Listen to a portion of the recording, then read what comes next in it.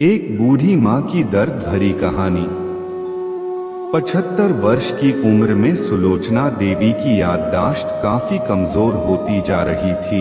उन्हें रोजमर्रा की चीजें याद ना रहती, लेकिन जो उन्हें हमेशा याद रहता वह था उनका बेटा। दिन हो या रात, एक पल भी ऐसा ना होता जब उन्हें अपने बेटे की याद ना आती।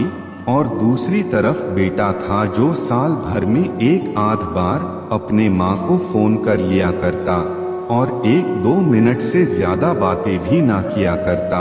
फिर भी यह बूढ़ी माँ टकटकी लगाए अपने बेटे का इंतजार करती रहती।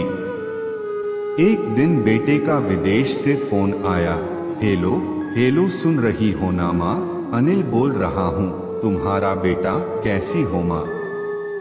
मैं ठीक हूँ बेटा। तुम, बहू और मेरा पोता कैसा है? माँ ने पूछा।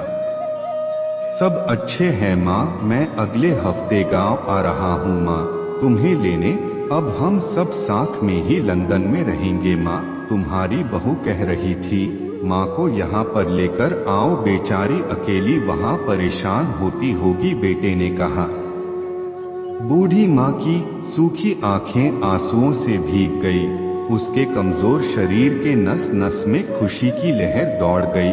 बेटे और बहू का अपने प्रति प्रेम देखकर माँ का मन खुशी से भर आया। बेटे ने आगे कहा, माँ तैयार रहना माँ, मुझे ज्यादा दिन की छुट्टियाँ नहीं हैं। जिस से जितने पैसे लेने हैं लेकर रखना। तब तक मैं प्रॉपर्टी डीलर से बात कर लेता हूँ। घर के लिए? घर के लिए मतलब? माँ ने पूछा। हाँ माँ, गांव का घर हमें बेच देना पड़ेगा। अब हम साथ में ही रहने वाले हैं, तो वहाँ पर घर रखने का कोई मतलब नहीं है माँ, बेटे ने कहा। बुढ़ापे की वजह से ठीक से चलने में असक्षम माँ ने पूरे मोहल्ले में घूम घूम कर अपनी इस खुशखबरी को सबको सुनाया। सभी को खुशी हुई। सबको लगा माजी के आखिरी दिन अपने परिवार के साथ खुशी से बीत जाएंगे। घर वापस आकर माँ ने अपने घर के कोने कोने को ऐसे देखा जैसे वह अपने दूसरे बेटे को देख रही हो। देखे भी क्यों ना, उस घर को अपने बेटे से कम थोड़ी समझा था।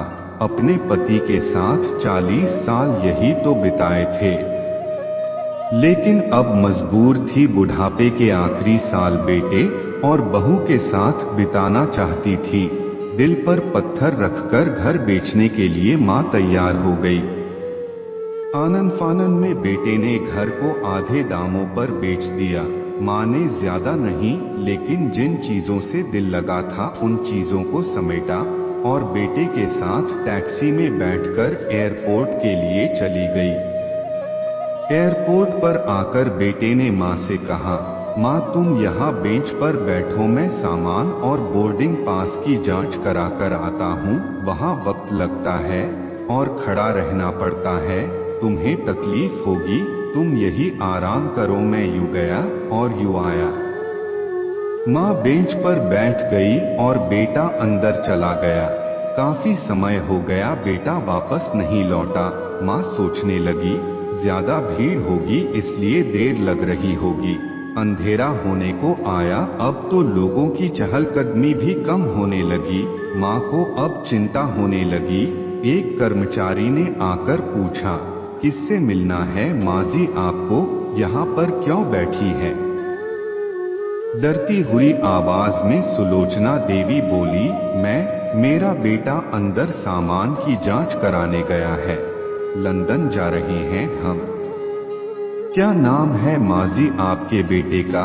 कर्मचारी ने पूछा। अनिल नाम है मेरे बेटे का, सुलोचना देवी ने बताया। कर्मचारी अंदर गया और थोड़ी देर बाद बाहर लौटा। उसने सुलोचना देवी से कहा, माजी लंदन जाने वाली फ्लाइट तो दोपहर में ही जा चुकी है और आपका बेटा भी उस फ्लाइट में बैठकर लंदन जा चुका है।